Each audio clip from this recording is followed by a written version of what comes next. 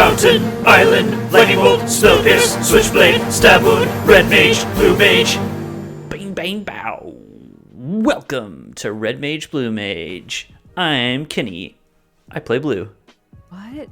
I'm bringing the energy. I'm bringing the fever.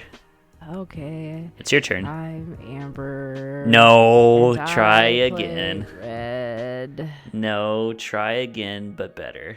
I'm Amber. I play Red. A little better? I can't hear you. No, we're not doing it again. Okay. Does that stuff drive you What nuts? When people are Oh like, yeah, it's like, hey, good morning, everybody. How are we doing? Yeah, we've talked about this because we've been to a concert together, and we both just stared at the host like, I'm not gonna give you what you want. You cannot demand my voice. Enthusiasm. Yes, you will not get excitement out of me if you say, "You tell me who's excited." I'll be like, "Fuck you. I'm not gonna tell you anything. I don't want to do anything." I've never been excited in my life. I've never felt excitement once. Never. Well, what a good note to start on. I don't want to talk about anything. I don't care about anything. I'm not excited about anything. Well, I'll bring in some excitement because I think we do have some exciting things to talk about, and we should just dive in. Let's not waste people's time. But I like wasting people's time. You see, that's why I complain and be a baby for like the first 10 minutes of a show. Because I want people to suffer like I suffer every day. I mean, when you get right down to it, our business is helping people waste their time. Like, listener, you should be doing something productive. No. And here you are listening to us. No, they shouldn't be doing anything productive. They should be listening to us. Fuck that. Fuck society. Fuck your system. Yeah, listen to just us talk about magic. Let's get into it. Okay, fine. We're gonna do something we haven't done in a while, and we're gonna catch up. In the magic catch-up storm. We're playing magic. Oh my god. I don't know how this good the catch-up storm is. It's you going. We're playing magic. That's right. Yeah.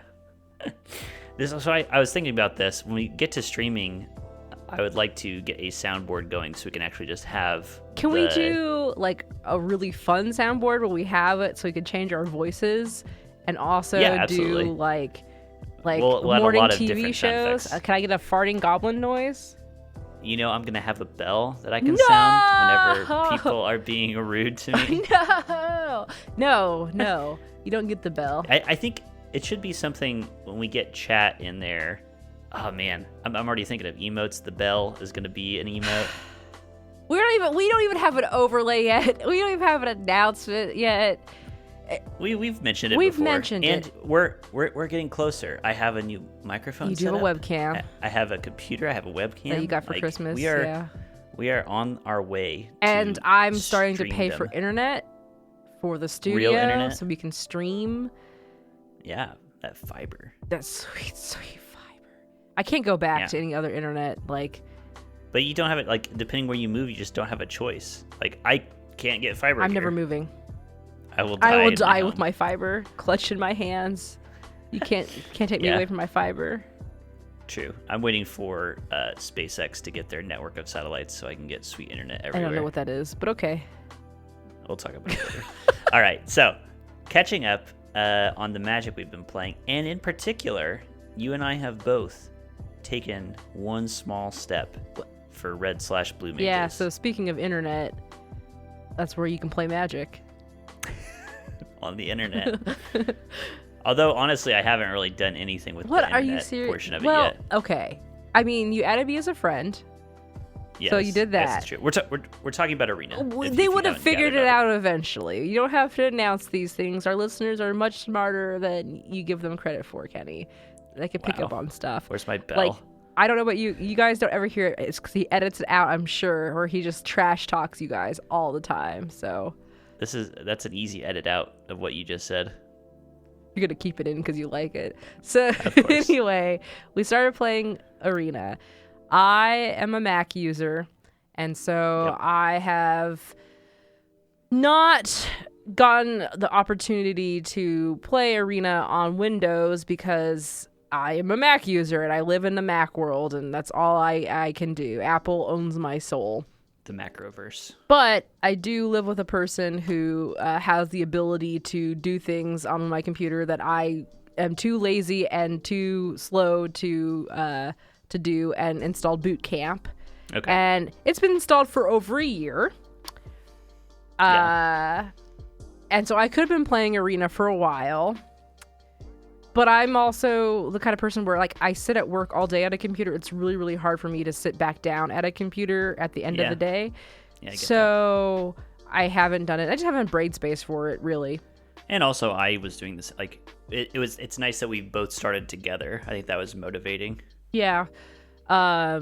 So got Arena and I started playing it. And I'll be honest, like, one of the big motivators for me was I don't like counting. And counting damage and stuff. I just like things to happen, and I don't have to like announce it or do anything. It just does it. Yeah. And it's fast. Yeah, auto tapping is insane. The fact that you just click a spell and it just goes out there. So that was a huge motivator because, like, I like playing Paper Magic a lot. Commander's like my favorite format. So, I'll play that, but it's always like I had to set aside like an hour or two to play like maybe a couple games of Commander. Right. And I don't play Standard, but Brandon plays Standard, so it's one of those things like where everybody in my life, we all like to play Magic, and I might as well just get the fuck on Arena. So sure. And like we can't play Magic together much, and this is gonna have to bridge that gap too. So you think so? Like, even living in the same place, like, you think you'll play each other on Arena? Oh, we have. Or are you thinking? And I'm also thinking about you. You and I don't get a chance to play obviously. Magic a lot, so this will bridge that gap as well. What? The garage. I don't hear it. It's definitely picking up on my side. Oh. I thought you were shaking your head at me because you don't want to play Magic with me. Shush. That's all I want to do. This game would be all actual plays. There's the garage. Now it's gone. He can eat my dick. It's still going. I can't wait for this for streaming. Yeah, then we just have to keep it in.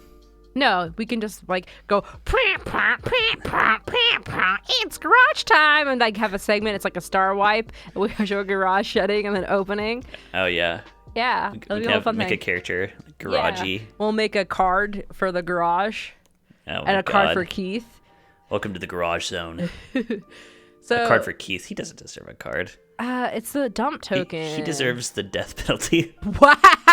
Because there's a lot of incidents that lead up to why Kenny would say such a thing. Yeah.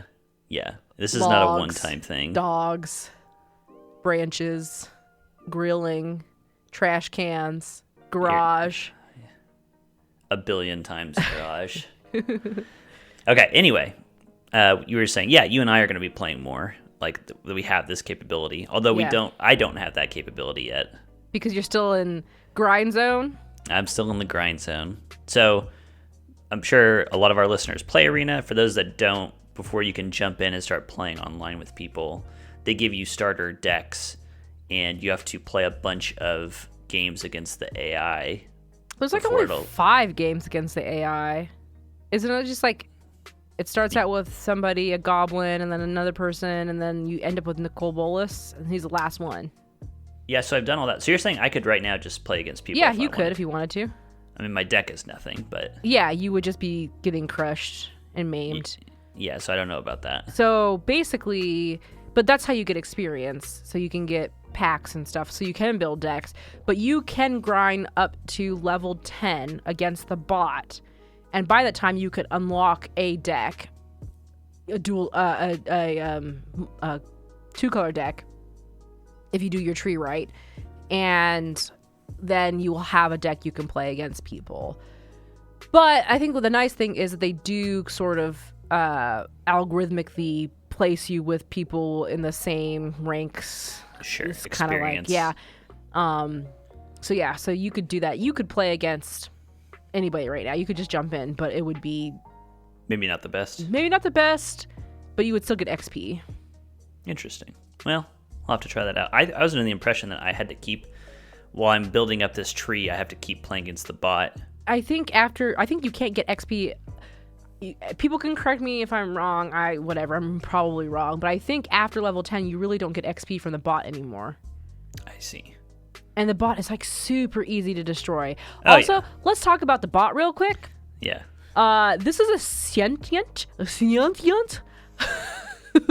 spark called Sparky.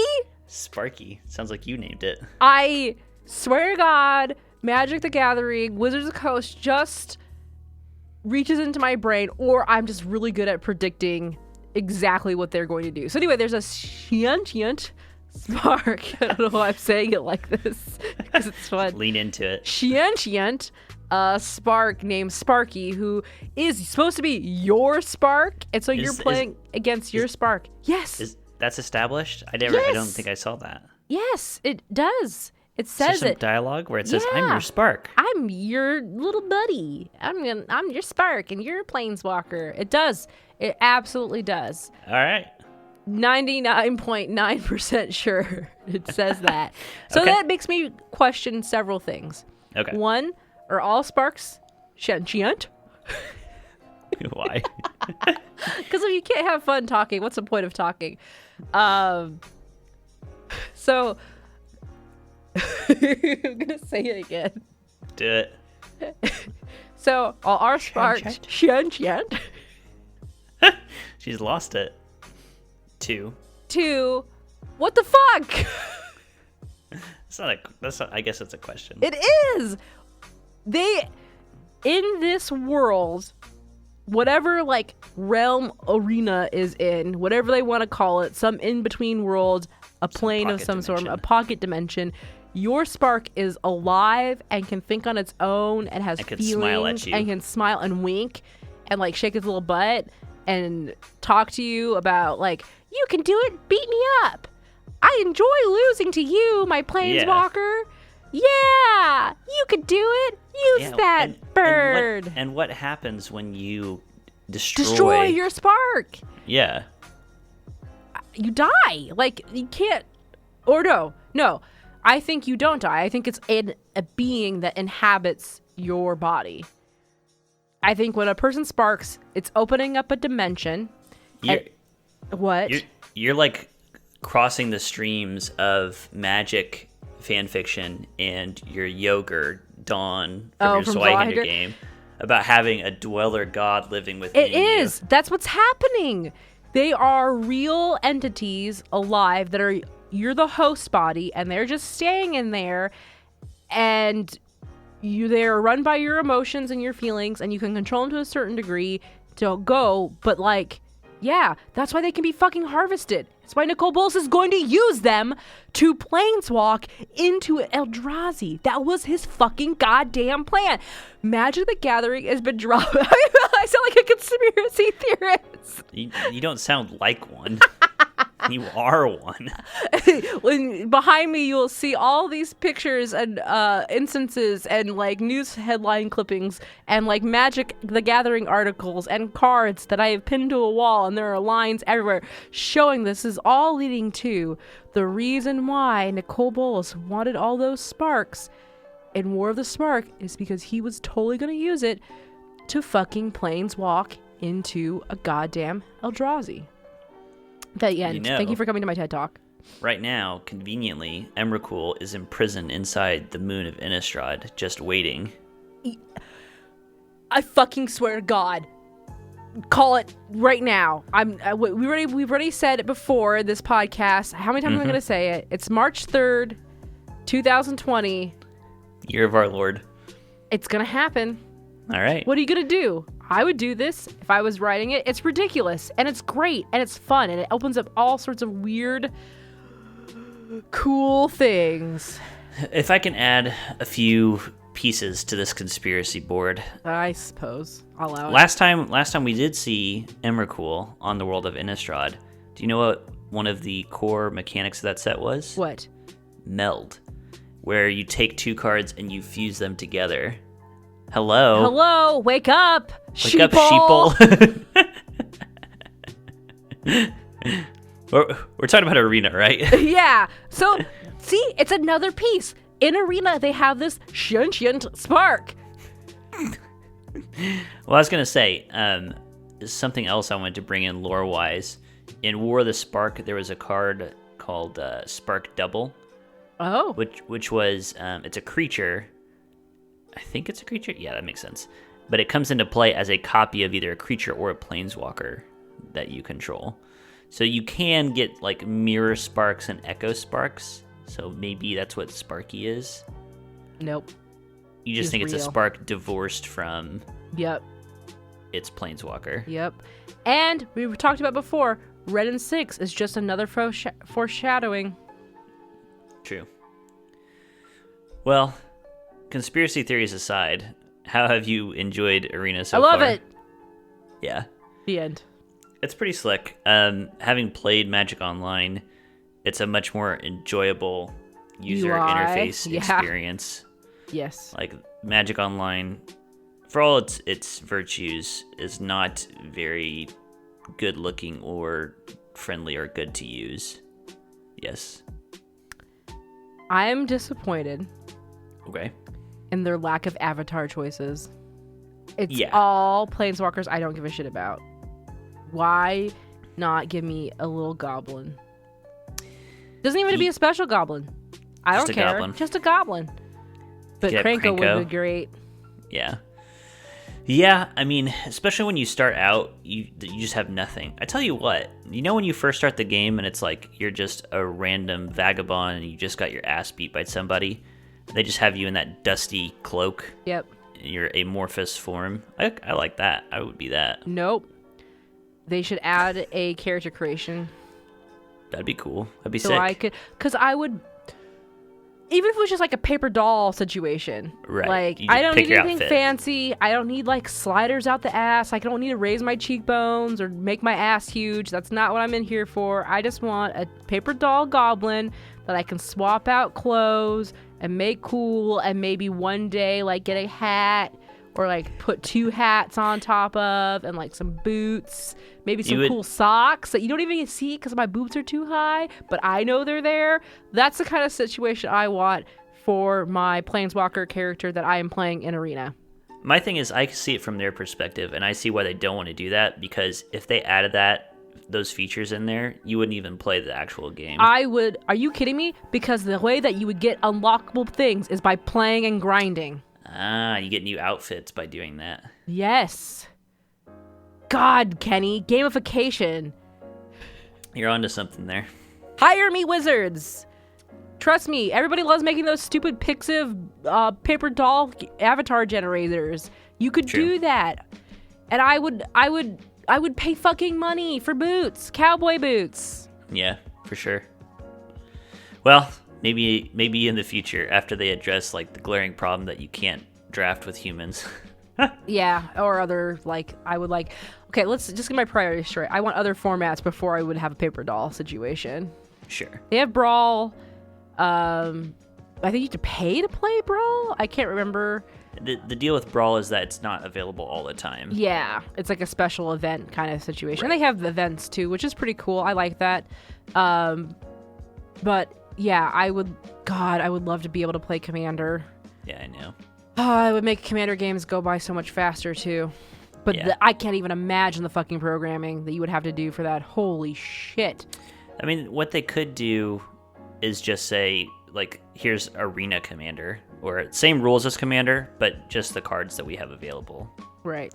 Right now, it doesn't make sense to do that because that's just what Brawl is, essentially. Yeah. But in the coming years, you could make such a format, and that would be cool. Yeah. Okay. Do you have anything else? Closing notes on Arena? I wish there was more things to click around on the screen that can make noises and do things. You just get a little, like, sparking, like... Well, you click the gargoyles and the gargoyles move. See, I haven't tried that. Well, you gotta be clicking around. That's what like Putt Putt Saves the Zoo has taught me. You gotta click on everything because something fun might happen. If nothing fun happens. The only thing I've really tried so far is I've actually turned off auto tapping and stuff, because once I start playing against humans, I'm not going to want the game to be tapping my mana for me. Oh, really? Oh, yeah, definitely. So you can pick and choose. Yeah. Yeah. So I've gotten rid of that, and I'm trying to prepare myself for actually playing against humans whenever we dive into that. Man, I just can see you getting lost in it. Definitely. Once I start, you'll never see me again. Yeah, you're gonna just be trying to rank up all the time. Luckily, I have League of Legends to balance that out. I already have a game where I'm obsessing over that. I already have a game where I'm losing. It will be nice to have an off game where it's like, if I'm feeding in one game, I can go try to make something happen in the other one to get a mental reset. People in their games. That's right. I don't play games. I've never played a game. Anyway, what's next up on this show that's about playing games that I don't play? Yeah. Today we're going to be training our resident goblin again. How to train your goblin. Oh gods, I'm so old and tired. Fuck, I already went through this once. What's more to learn? Well, today we covered how to draft control, the basics of control last time, and I thought it would only be fair, especially because you brought it up, talking about the basics of drafting aggro. Okay. Train my goblin. Does that wet your whistle at all? Train my goblin. I don't think you can teach me anything. Okay, good, because that's where I wanted to start. I wanted you to tell me and the listener. No!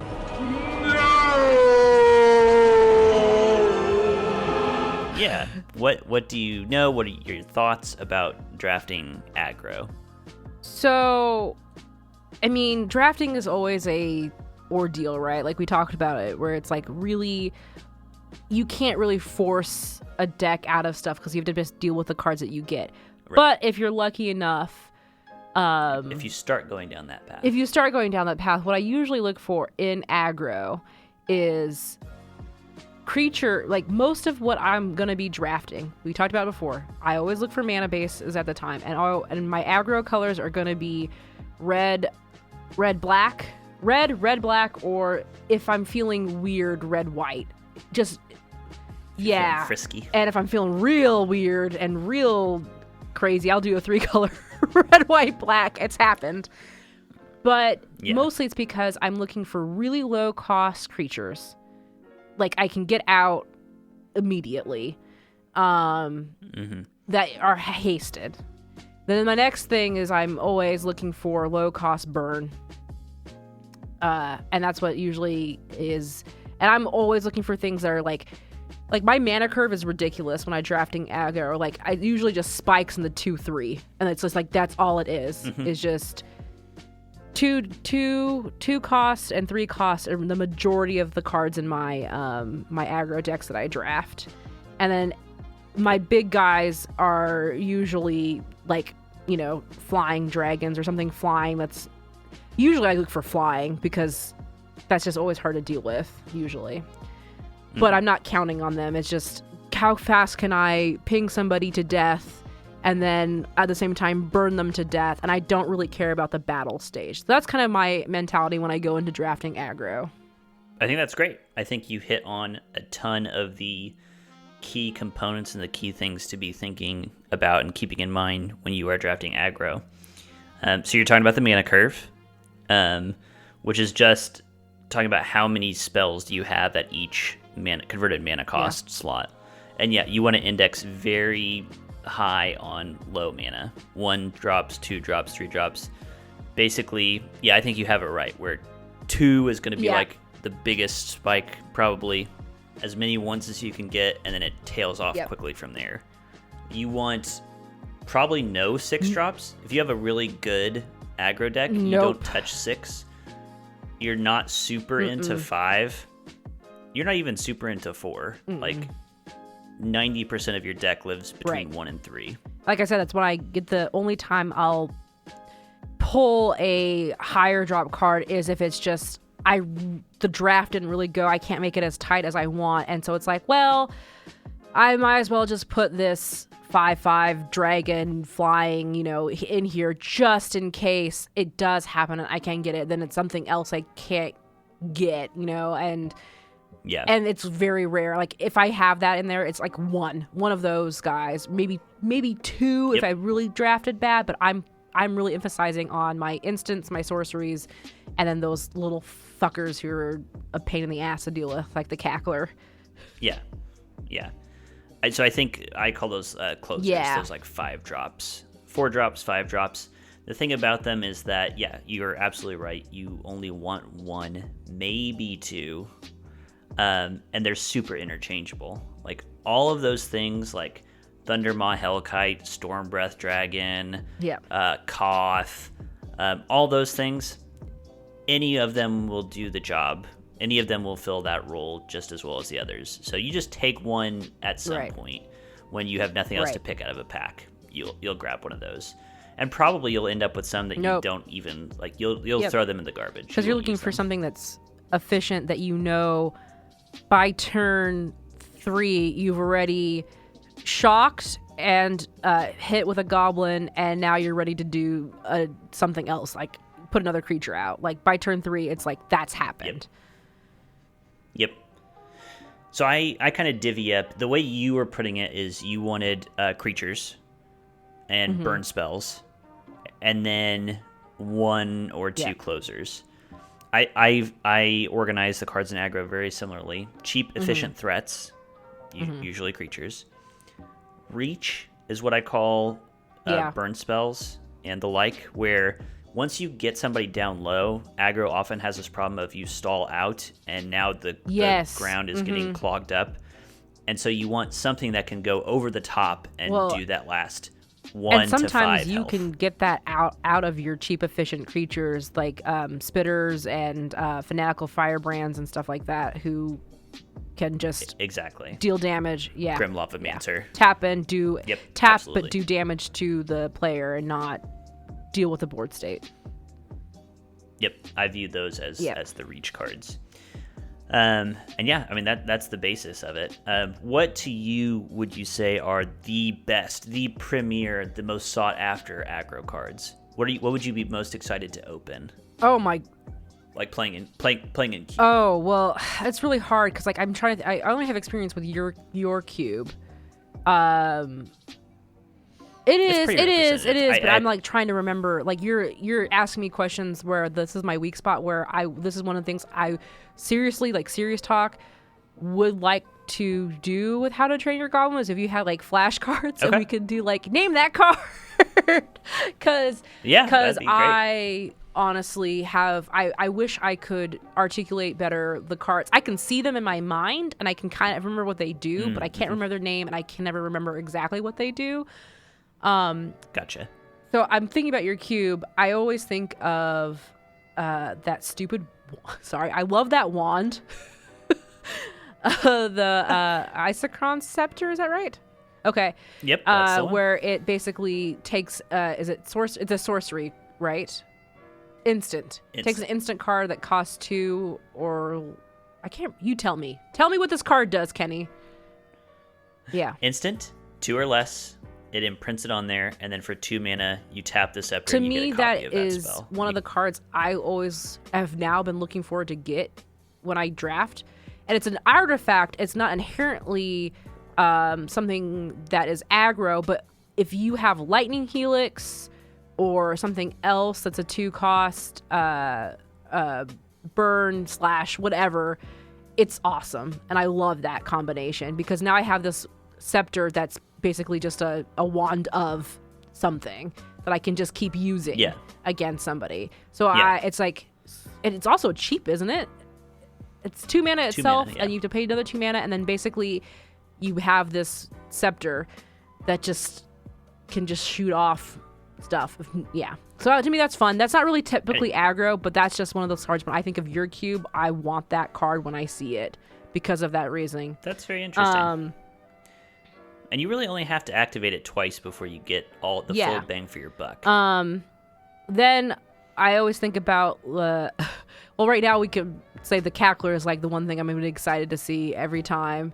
The Rakdos Yeah. Cackler. 'cause Rakdos Cackler. It's so good.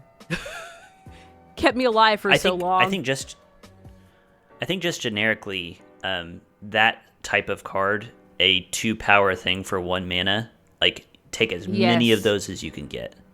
Absolutely as many as you can get. And the ultimate version in my mind is Goblin Guide. Because that's a 2-power for 1 mana haste. That is cream of the crop. That's as good as it gets. I haven't drafted Goblin Guide in your the cube draft at all. Nope. But then when I think about cards just outside of cube, like I'd be excited for, there's a really, really good challenger deck that is just disgusting to play against.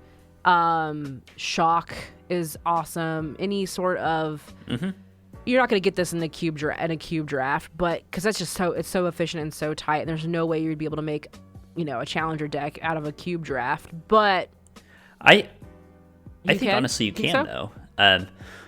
Well, so like stepping back for a second and thinking about cube, you can't do what you would do in just like a normal set draft, like drafting Theros Beyond Death, where you're just trying to draft, every pack. It's like I'm green-blue. I'm going to take the best green and/or blue card. You don't want to do that in cube. You want to, because everything is so good in cube, you want to make something synergistic. And actually, LSV talked about this because he basically was making that point, and somebody said, "Oh, but there's also Red Deck Wins, which isn't very synergistic." And he's like, "No, I think Red Deck Wins is the most synergistic deck that you can make in cube because every single card is working towards exactly the same goal. Do as much damage per mana as you can possibly do." And so, I think that the best aggro decks that you can build in cube are going to be they might beat those standard constructed decks. There's also just more variety in it. But like the challenger deck that I use and I play a lot of, I can't remember what it's called. Lightning aggro, I think is what it is. Yeah, that sounds right. It's just so aggressive. And I don't think I've lost a game playing it, maybe once, just because I had bad draws. Like I got mana screwed, or because like it's definitely a game. It's definitely a thing where what I like about aggro decks is if you draw a hand that is 5 cards and only 2 mana, you could probably last for like 5 turns before honestly, you can are like, I need mana right now. That's honestly like an ideal hand. Yeah, it is for aggro. You don't want to do 4 lands, 3 non-lands. That's unkeepable in an aggro deck. Right. So I have done it before where I've gone off of 1 land because it's like I had so many 1-drops in my hand that it was like, well, I guess I could sustain myself for at least 4 turns because I have 4 1-drops. So hopefully in that 4 I draw another mountain. I've done that gamble and it's paid off. Because it'll be like shock. You put out what are they called? The pyromancers, Viash. What do you call them? Viashino. I can't say things. Shentient pyromancers. Vienshient. And then I love the Runaway Steam Kiln. There's an enchantment in there that I like too, where basically you draw the card. Like you have to. It's good for when you have nothing, like basically 2 cards in your hand you don't really care about. Put this enchantment down. I can't remember what it's called. And it's not Furnace Celebration, is it? No. No. That's a Mirren card. I can't remember what this enchantment is, but basically it's you can play the top card of your if you want. Like you can just always know the top card and you can play it if you can. But you're not allowed to play anything from your hand. Oh, is that that's a Ravnica card? The something laboratory or... Yeah, something like that. So basically Frenzied Research or something like that. And so it's an enchantment where basically I like to use when I get down to like 2 cards in my hand, maybe 1 card in my hand, and then I can just play off the top of my deck as much as I want. And then I have to draw a card, and I can't play that card anymore. That's another great version of Reach, are those things that draw you some extra cards. They give you the extra gas in the tank at the end. Right. And then, of course, the Fanatical Firebrand, and there's some other in there. But yeah, it's just those are the kind of cards I really like. And Steam Kiln is really cool too, because anything where it's like, whenever you play a red spell or you cast something that's not a creature or it's an instant or sorcery, and you get to add stuff to your thing. And then you'd really like. There was a card from Rise of Eldrazi, I think, called Kiln Fiend. I think that's right.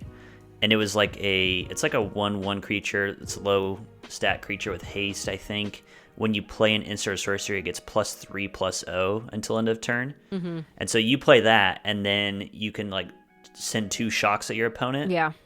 And then this thing gets an extra +6/+0. Yes. Nice. Smash. Going back to Arena real quick and going out of a different color.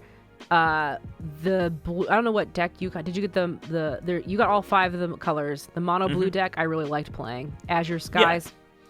Because it's all flying, and it's all flying that's built on top of each other, and it's disgusting, and that's pretty fucking aggressive. It's like a really aggressive blue deck. Isn't that funny? It is funny.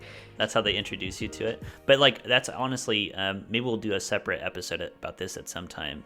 But Mono Blue Aggro is one of my favorite decks to draft in Cube. I was like, I didn't, like, of the 5 Arena basic decks, I left the blue one for last because my experience with blue has always been control. But they build it to be aggressive, and it's disgusting. And it's just all built on, if you have a creature that fly, this card costs less. If you cast this and then there's a creature that has flying, you get to cast this one less. All flying creatures cost X less. If you have a creature out there, now you got Baleful Strix and you casted something, so now it's a 2/2, and it's like, oh my god. At one point in time I had like an 8/8. The synergy. Yeah, the synergy was disgusting. And it was really fun to play that blue deck, and I played it a lot because it was aggressive. Yeah, and it's very streamlined and very like focused on what it's trying to do. Yeah, totally. I wanted to add in a few additional big mentions for like best cards in the cube. Yeah. So the cards that I want to call attention to, Sulfuric Vortex. That is the best red deck wins aggro card in the cube, I think. Where is it? I don't see it. It's down on page 15. I see it. Okay. So this is 1 red for an enchantment. At the beginning of each player's upkeep, it deals 2 damage to that player. And then it has this extra clause.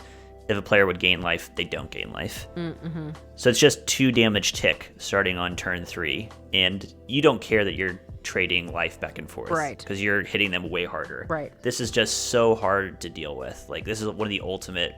this will do... Especially if you land it on turn 3. This will do 10, 12 damage by itself. Mm-hmm. And enchant removal is really hard to come by in the cube. Goblin Guy, we already mentioned. Shrine of Burning Rage, very similar. This inevitability factor. It just builds up charges over time. Mm-hmm. And whenever you cast a red spell and every turn, and eventually you can sacrifice it to do like 10 damage to your opponent. Mm-hmm. Koth of the Hammer, I think, is one of the better closer cards that we were talking about. Even better, I love Hellrider. Hellrider is like the 1 4-mana closer kind of card that I will prioritize. Because you play it, it's a 3/3 haste for 4, and whenever a creature you controls attacks, Hellrider deals 1 damage to the defending player. Nice. So it comes in, 3/3 haste, taps, smashes in for 3, and probably gets you an extra 3 or 4 damage the turn it comes out. Super good. And the last closer I wanted to talk about was Fire Blast. Or actually, this is more of a reach card. It's 6 mana, which sounds horrible, but it's an instant, and you can just sacrifice 2 mountains instead of paying the 6. It does 4 damage to a creature or player. Yeah. So that's one where you can just come out of nowhere, drop some other burn spell, tap all the way out, sacrifice mountains, boom, game's over. Yeah. So those are my S tier best red aggro cards. And there are, of course, other archetypes, other versions of aggro. There's White Weenie, there's tokens. We mentioned blue aggro. The same general rules kind of apply, but they all work a little bit differently. We mostly talked about red-based decks. Yeah. And I usually go red-black when I draft in the cube because it's usually what I'm going to get, and very rarely do I go red-white. Mm-hmm. Only if the cards are telling you to go that way. Only if the cards say, hey, you got to do this. Sorry. I'm like, fuck you, cards. I know. I have to do this. Ugh, I hate it. But I'll do it. Well, that was good. I feel like you knew pretty much everything already. It's like you said, your gap in knowledge is just like card-specific knowledge. Yeah. Like, and even that, like, you know how to evaluate the cards. Do I? It's just that. Definitely. I mean, you gave me a rundown at the beginning of like, here's what I'm looking for in order, and I concur with all of it. It's like I'm smart or something. It is like you're smart. Like I play a game sometimes, every once in a while. Despite you saying you never play games. I may or may not have played a game. I can neither confirm nor deny how much I play Magic the Gathering or think about Magic the Gathering. It's supposed to be host a podcast. All right. You got anything you want to leave our listener with today? Very good. I love you, listener, and I will always be here for you. Sincerely, your friend Kenny. He is flipping off the recorder and making rude gestures. No, that's to you. No, it's specifically, he's mouthing right now to the listeners. Yeah, he's saying, F you listeners. F you listeners. All right. That'll conclude us for today. We're Red Mage Blue Mage at Red Blue MTG on Twitter. I'm at Wolfmere. I'm at Rocket Orca. And until next time, I'll be representing Counterspell. And I've got a cackler in my pants. I don't know. I can't do these endings more. Am I supposed to say what's the original one? Oh yeah, I've got the bolt. I got the bolt and a cackler and also other things that I can't think about right now because my brain just slid into oblivion. Goodbye! Don't listen to me anymore. Goodbye. Go do something productive with your life. Go be somebody.